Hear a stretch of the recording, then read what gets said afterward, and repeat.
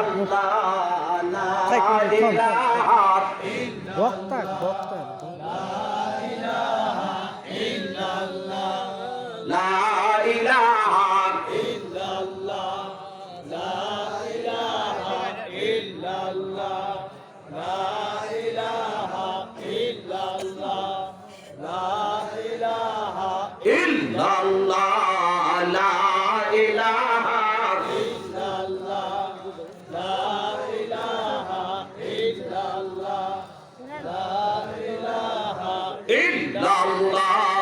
লা ইলাহা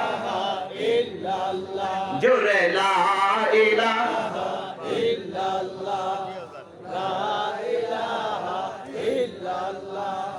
লা ইলাহা ইল্লাল্লাহ লা ইলাহা লা ইলাহা ইল্লাল্লাহ মুহাম্মাদুর রাসূলুল্লাহ সাল্লাল্লাহু তাআলা আলাইহি ওয়াসাল্লাম। চিৎকার করে কর মারহাবা। 5 মিনিট কিন্তু এখনো হয়ে আসারে নাই।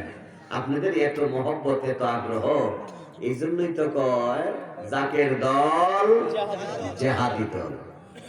জেহাদের জন্য আগুয়ান সব সময়, জাকেরদের কোনো ক্লান্তি নেই। কি বলেন, ঠিক কিনা? কোন আমার ভাইও মা বোনদের মধ্যে মহিলা প্যান্ডেলে যারা আছে তাড়াতাড়ি নিয়ে এসে বলবে। হযরত নবী সুলাইমান ওই হুদহুদ পাখির কাছে একটা চিঠি লিখে দিলেন, হে হুদহুদ তাড়াতাড়ি নিয়ে যাও। ঘটনাটা যদি আপনারা কিচ্ছা কাহিনী মনে করেন, সাবধান। কিচ্ছা হলো কোরআনের আহসানুল কাসাস, কোরআনের কিচ্ছা। মারহাবা কোন। নবী সুলাইমান বললেন, যাও ইজহাব বিকিতাবি, আমার এই লেখা চিঠি এটা নিয়ে যাও। এরপরে ফানজুর মাযা ইয়ারজিউন, এই চিঠি তুমি তাদের কাছে দিবা, আর আড়ালে থেকে তুমি তাদের ষড়যন্ত্রগুলো শুনবা, তারা কি বলে। চিঠি পাওয়ার পরে তাদের ভিতরে অনুভূতিটা কি হয় এটা দেখবা। কালাত, যখন চিঠি পৌঁছে গেল, রানী বিলকিস চিঠি পেয়ে গেলেন। কালাত, এই ফেল তিনি বললেন, তিনিটাকে মুফাসসিরিনে কেরাম লিখছেন ওয়াহুয়া রানী বিলকিস। এই কালাতের ফাইল রানী বিলকিস তার পরিষদের কাছে বললেন, কালাত ইয়া আইয়ুহাল মালাউ, এ আমার পরিষদের লোকেরা, উজির নাজির যা কিছু আছো, মন্ত্রী প্রতিমন্ত্রী, এমপি, সচিব, উপসচিব, সবকে লক্ষ্য করে বললেন, শোনো, ইন্নী উলকিয়া ইলাইয়া, নিশ্চয়ই আমার কাছে পাঠানো হয়েছে, পৌঁছানো হয়েছে, আমার কাছে পৌঁছানো হয়েছে কিতাবুল কারীম। মারহাবা। কিতাবুল কারীম, কারীম মানে কি? সম্মানিত। নিশ্চয় আমার কাছে অতীব সম্মানিত একখানা কিতাব দেওয়া হয়েছে, আমার কাছে কিতাব পৌঁছানো হয়েছে। নবী সুলাইমান লিখলেন চিঠি, কিন্তু রানী বিলকিস বলতেছেন কিতাব। সুবহানাল্লাহি ওয়া বিহামদিহি। এরপরেও কিতাবুল কারীম, সম্মানিত কিতাব পৌঁছানো হয়েছে। ইন্নাহু, নিশ্চয়ই ইহা, মিন সুলাইমান, ওই নবী সুলাইমানের পক্ষ থেকে আসছে। ওয়া ইন্নাহু, এরপরে দেখানোর কইতেছি না, আলোচনাটা শেষ করি। সিদ্ধি ভাষাটা কিন্তু এখনো হয় নাই, প্রস্তুত হয়ে গেছে। রানী বিলকিস তার পরিষদের কাছে বলতেছে, এই চিঠি আসছে নবী সুলাইমানের পক্ষ থেকে, এখন বলো তোমরা কি করবা। চিঠিটা কেমনে পাইলো? হুদহুদ গিয়ে দেখে দরজা জানালা সব ভিতর থেকে লক করা। এত সুন্দরী, পরমা সুন্দরী একজন মহিলা, উনি খালি গায়ে ঘুমায়। দরজা জানালা খোলা থাকলে উপায় আছে? কোন উপায় আছে? কাউয়া টুকরাইয়া দরজা জানালা বন্ধ। হায় হায়, কেমনে দিয়ে ঢুকবো? ওই বিল্ডিং এর ছিদ্র উপরে ভেন্টিলেটর দিয়া হুদহুদ কোন রকমে ঢুকছে। দুইটা ঠিক রানী বিলকিসের বুকের উপরে চিঠিটা ফেলে দিয়েছে। মুফাসসিরিনে কেরাম লিখেন, হুদহুদের বা সকল পাখির ধর্ম হইল পায়ের আঙ্গুল দিয়া খামচি দিয়া ধরে। কোন কিছু ধরলে আঙ্গুল দিয়া খামচি দিয়া, পায়ের আঙ্গুল দিয়া, নখ দিয়া ধরে। কিন্তু নবী সুলাইমানের চিঠি দৃষ্টি পাখি হইয়া পায়ের আঙ্গুল দিয়া ধরে না, হুদহুদ নবী সুলাইমানের চিঠিটা কামড় দিয়া ধরেছে। মারহাবা কোন ও জাকের ভাইরা, আশেক পাগল ভাইরা গো, বেয়াদবি মাপসায় একটা কথা এখন বলি, যা কিছু হয় আশেক প্রেমিক পাগলরা কোরআন সুন্নাহর বাহিরে কিছুই করে। আমরা যখন ছোট ছিলাম, উরুস শরীফের চিঠি, উরুস শরীফ ঘোষণা হয়েছে, চিঠি ছাপানো হয়েছে, নির্দিষ্ট একদিনে দরবার শরীফ থেকে চিঠি দেওয়া হইতো। জাকেরদের মধ্যে যারা নেতৃস্থানীয় জাকের প্রধান, মিয়াজি, খলিফা, তারা যাইতে চিঠি আইনা ওই মিয়াজির বাড়িতে আবার একটা জলসা হইতো, রাত্রে জলসা বসত। এই জলসায় মিলাদ কিয়াম হওয়ার পরে, জিকির আজকারের পরে একজন দাঁড়াইতেন, পাক কালাম ফাতিহা শরীফ পড়ে এই চিঠি তিনি পড়তে শুরু করতেন। যেই মাত্র চিঠির তারিখটা ঘোষণা হয়ে যেত, আহা, কাঁদতে কাঁদতে জাকেররা লাইন আউট হয়ে যেত। এরপরে ওই তারিখ অনুযায়ী সবাই প্রস্তুতি নিতে থাকতেন। চিঠি কিন্তু ওই শিক্ষাদাতা বা মিয়াজি তার কাছেই থাকতো, এটা অন্য কারো কাছে দেওয়ার দরকার পড়তো না। এখন কেমন মনে করেন, এক একজনের চিঠি লয় 42টা করে। নুরুল ভাই কয়, আরে আমার কাফেলার মধ্যে লাখ লোক আছে, 250 জন, ফটাং সাহেব আমায় করে 300 চিঠি দেওয়া না, বেকায়দা করে 100 চিঠি কোন রকমে দেই, ভাই চিঠি নাই। নুরুল ভাই আবার এসে আরেক ফাতি নেতার কাছে দিয়েছে 50টা তোমার এলাকায়, 50টা ওই এলাকায়। ওই ভাইয়া জাকের ভাই আবার 5টা 10টা চিঠি বিলাইছে, আর 40টা চিঠি কিন্তু তার বিছানার নিচে রেখে দিয়েছে। এরকম দৃষ্টান্ত আছে না নাই? বিছানার নিচে, বহু জাকেরদের বিছানার নিচে। উরুস শরীফের পরে পরে আমি চেক করার জন্য আবার আমার কাছে যে সব জাকেররা আছে যাই, গিয়া বিছানায় বসার আগে বিছানা উল্টে দেখি, হয় বালিশের নিচে নয়তো পিছনের দিকে, ওইখানে বিছানার নিচে চিঠি থাকে। নাউজুবিল্লাহ, নাউজুবিল্লাহ। সাবধান, আপনারা আশেক মানুষ, আপনারা এই বেয়াদবি করেন না। তারপরে অনুরোধ করে যাই, এইগুলো করা যাবে। একটা চিঠি তো একটা গ্রামের জন্য যথেষ্ট, তারিখটা শুনলাম, এটাই তো যথেষ্ট। যার তকদিরে নসিবে চিঠিটা আছে, অত্যন্ত সম্মানের সাথে ওই চিঠিটা রাখবেন, কারণ ওইখানে দয়াল নবীজি থেকে শুরু করে সিলসিলার অনেক ওলি আব্দালদের নাম আছে না নাই? আহা, এটা খুব বরকতের চিঠি। ওই হুদহুদ পায়ের আঙ্গুল দিয়া ধরো না, ঠোঁট দিয়া চিঠি কামড় দিয়া নিয়া রানী বিলকিসের বুকের উপরে ছেড়ে দিয়েছে। বিলকিস যখন পরের দিন পরিষদের কাছে বলছে, আমার কাছে কিতাব দেওয়া হয়েছে, কিতাবুন কারীম, সম্মানিত কিতাব। পরিষদের লোকেরা কয়, মহারানী রানীমা, মুসলমানরা নবী হয়, নবী সুলাইমান মুসলমানের নবী। সে যখন শুনছে আপনি এত বড় সম্রাজ্ঞী, আপনার সোনা দানার অভাব নাই, আপনার দরবার থেকে ওই রানী, ওই নবী সুলাইমানের দরবার পর্যন্ত 200 বস্তা স্বর্ণ মুদ্রা ভরাট কইরা 200 উট আপনার দরবার থেকে ওই নবী সুলাইমানের দরবার পর্যন্ত একটা বহর পাঠাইয়া দেন। দেখবেন নবী সুলাইমান আপনার দরবারে আইসা উল্টা ঘুরঘুর করবে, চিৎকার করে নাউজুবিল্লাহ। বড় বড় মুরব্বীরা বুদ্ধি দিছে তো। রানী বিলকিস কয় যে হক, ঘটনা ঠিক।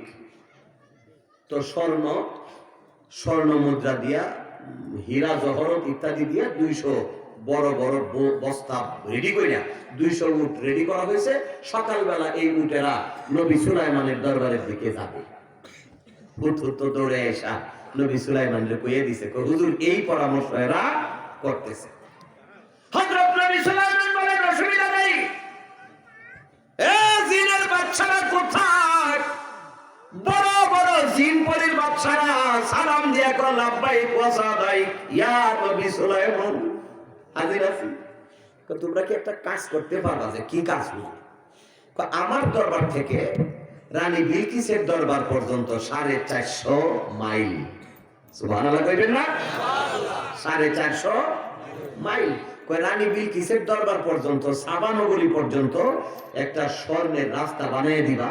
শুধু রাস্তাই না, এই স্বর্ণের রাস্তার দুই পাশ দেয়া তোমরা লাইট পোস্ট দিবা, খুব দামি দামি হীরা জহরত এইসব স্টোন বসায় দিবা, যাতে এইসব পাথরের আলোতে এলাকা সারা রাত ব্যাপী আলোকিত হয়ে যায়। চিৎকার করে মারহাবা।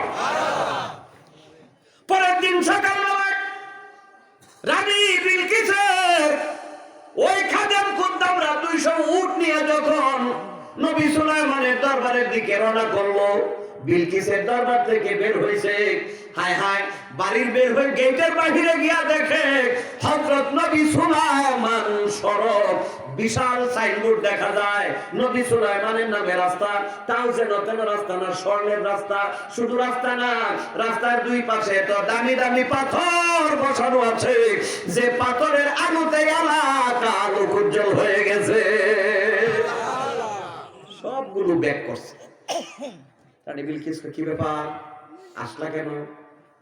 রানী মা, আপনার ওই বুড়িয়া উজিরে যে বুদ্ধি দিছে, উজির হলে কি মাথায় যা বুদ্ধি শুদ্ধি ছিল এগুলো সব এখন গোল্লা গেছে। কি হয়েছে?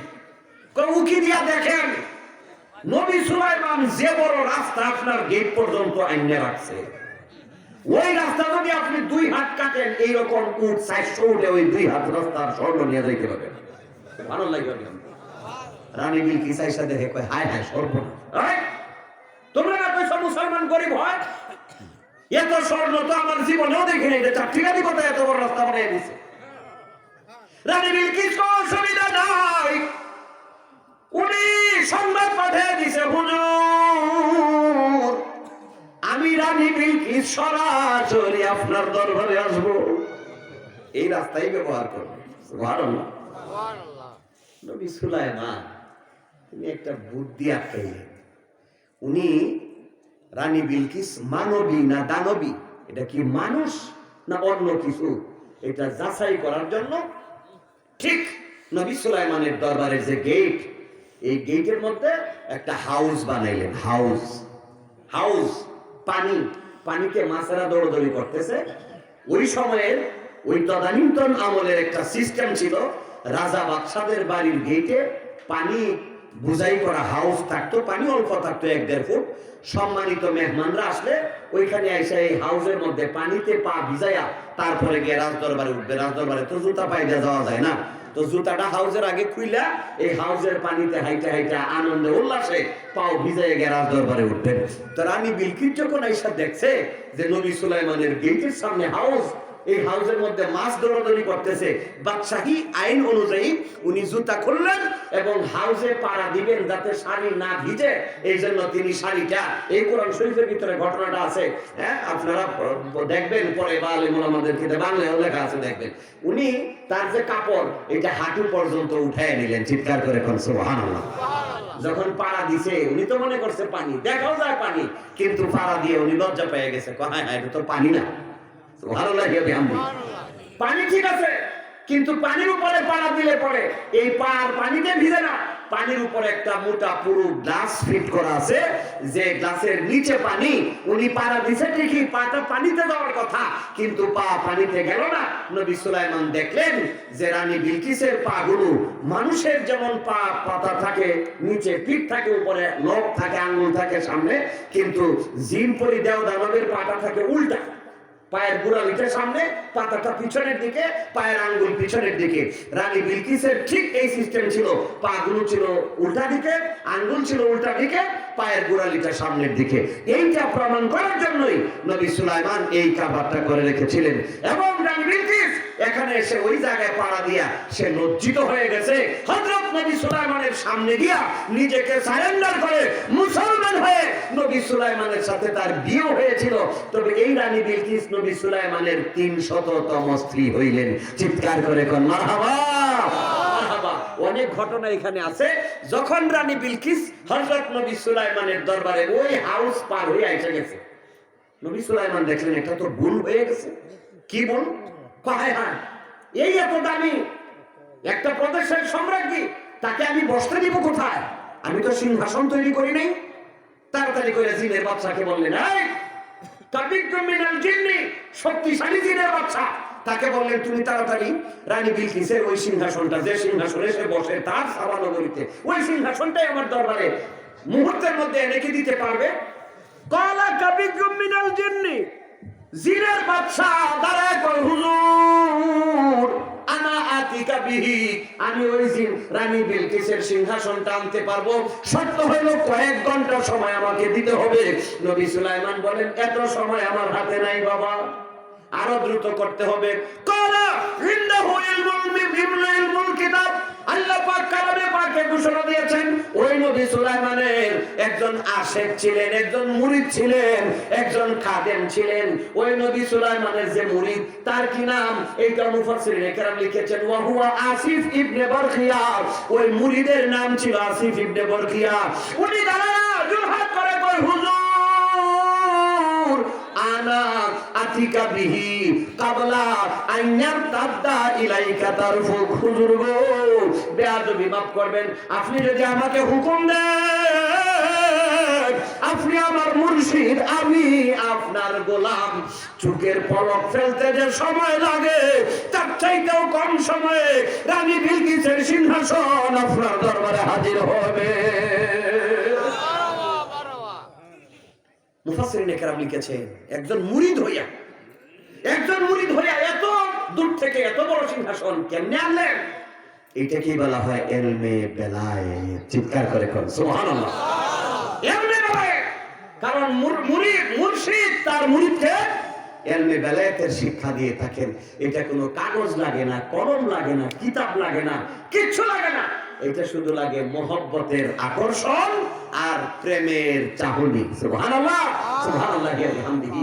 এই আসিফ ইবনে বরখিয়া এত দূর থেকে সিংহাসনটা এনে ফেললেন, রানী বিলকিস আয়েশা দেখে চমকে গেছে, কই সিংহাসন তো আমার এত দূর থেকে আমি আসার আগে এই সিংহাসন নিয়ে আসে, নিশ্চয়ই এই নবী সুলাইমান উনি কোনো সাধারণ মানুষ, এজন্য তিনি মুসলমান হলেন। এখন আসেন চিঠিটা কি লিখেছিলেন, হ্যাঁ না বুঝছেন আপনারা? এই যে চিঠি রানী বিলকিস তিনি তার পরিষদকে বললেন ইন্নাহু মিন সুলাইমানা, নিশ্চয়ই এই চিঠি হযরত নবী সুলাইমানের পক্ষ থেকে, ওয়া ইন্নাহু, এবং চিঠির ভাষা হচ্ছে বিসমিল্লাহির রহমানির রহিম। চিৎকার করে কোন মারহাবা, আরো জোরে কোন মারহাবা। ইন্নাহু মিন সুলাইমানা, এই যে ভাইজান ইন্নাহু মিন সুলাইমানা, নিশ্চয় এই চিঠি নবী সুলাইমানের পক্ষ থেকে, ওয়া ইন্নাহু, এবং চিঠির ভাষা হচ্ছে বিসমিল্লাহির রহমানির রহিম। চিৎকার করে কোন আল্লাহু আকবার। সূরা নমল, কোন সূরা? সূরা নমল। নামলাতুন হলো পিঁপড়া, মহিলা পিঁপড়া নবী সুলাইমানের সাথে কথা বলছিল একটা পিঁপড়ায়। আল্লাহ পাক ওই পিঁপড়াটারে পছন্দ করে এর নামে কোরআন শরীফে সূরা নাযিল করে দিয়েছেন, সূরা নমল। এই সূরা নমলের 29 নম্বর আয়াতে নবী সুলাইমানের চিঠিটা বিসমিল্লাহির রহমানির রাহিম। এই জন্য বিসমিল্লাহ শরীফ হচ্ছে কোরআনের একটা আয়াত। চিৎকার করে কোন মারহাবা মারহাবা। এই বিসমিল্লাহর বরকতে আল্লাহ সুবহানাহু ওয়া তাআলা ইসলামের বিজয় এইভাবেই যুগে যুগে দিয়েছেন। এখন পর্যন্ত এইভাবেই চলতেছে। লক্ষ লক্ষ জাকের মুরিদ যখন আপন মুর্শিদের দরবারে তাবারুক খাওয়ার জন্য অপেক্ষমান থাকে, তখন আপন মুর্শিদ বিসমিল্লাহ বলে খানা শুরু করেন। এই যে কথাটা বলেন, এইটার মধ্যে হলো আল্লাহ রাসূল ঊর্ধ্বতন সকল ওলি আব্দালদের আধ্যাত্মিক ফয়েজ, রহমত, বরকত নিহিত থাকে। চিৎকার করে কোন মারহাবা মারহাবা। আমরা এটা নজরুলের কাছে দাও। আমরা এই যে তাওয়াজ্জুহ ফয়েজ, এই তাওয়াজ্জুহ ফয়েজটা আমরা আল্লাহর ওলিদের মধ্যস্থতায় পাই। এই অসংখ্য দলিল ইলমে শরীয়তের পাশাপাশি ইলমে তরিকত, হাকিকত এবং মারিফাতের পক্ষে আল্লাহ রাব্বুল আলামিন কালামে পাকে রেখে দিয়েছেন, যেগুলো সাধারণ মানুষের বুঝারও কোনো ক্ষমতা নেই। কারণ আমরা যারা আছি, মোল্লা নামে আমরা যে সব লোকগুলো আছি, আমরা শুধু সুবিধাবাদ জিন্দাবাদ কইয়া কোরআনের কিছু আয়াত পড়ি, যেগুলো দিয়া খালি ওয়া আম্মা সাইলা ফালা তানহার। আল্লাহ কোরআনে কইছে কেউ যদি সওয়াল করে ফিরাইয়া দিও না। বিখ্যাত যত দলিল আছে এই দলিলগুলো শুধু খুঁজে বাবা খুব সাবধান হতে হবে। এই কোরআন যেমন নামাজের কথা বলছে, এই কোরআনে তেমনি তরিকার কথা বলছে। এই কোরআনে যেমন রোজার কথা বলছে, এই কোরআনে তেমনি জিকিরের কথা বলছে। এই কোরআনে যেমন পর্দার কথা বলছে, এই কোরআনে তেমনি মুরাকাবা মুশাহিদার কথা আছে না নাই? সব আছে। তুমি একদিক মানবা আর একদিক মানবা না, এটাকে মুসলমান বলা যাবে না। আল্লাহ পাক যে আয়াত দিয়ে শুরু করছিলাম, কালামে পাকে বলছেন ইয়া আইয়ুহাল্লাযিনা আমানু তাকুল্লাহ, ও ঈমানদারেরা আল্লাহকে ভয় করো, ওয়া কুনু মা'আস সাদিকিন, সত্যবাদীদের সঙ্গী হও, আল্লাহর ওলিদের সঙ্গী হও। রাসূল বলছেন মান আহাব্বা আবদান ফিল্লাহ, যে হাদিস মোবারক আপনারা আমরা সবাই একসাথে পড়ছি। নবীজি বলছেন মান আহাব্বা আবদান ফিল্লাহ, যে গুনাহগার আল্লাহর কোন বুজুর্গ ওলিকে ভালোবাসবে, মহব্বত করবে, এই মহব্বত তার দিলের ভিতরে নিয়ে কবর পর্যন্ত যাবে, মুনাফিকিতে না। ফা ইন্নাল্লাহা ইয়াজমাউ বাইনাহুমা, নিশ্চয়ই ময়দানে হাসরে আল্লাহ রাব্বুল আলামিন ওই গুনাহগারকে তার ওলির সঙ্গে এক কাতারে জান্নাত নসিব করে দিবেন, যদিও তার নেক আমল অতিশয় কম হয়। চিৎকার করে কোন সুবহানাল্লাহ। আসেন, যে নবী এত বড় সুযোগ দিলেন, ওই নবীকে আমরা একটু দাঁড়িয়ে সালাম দেই। ইয়া নবী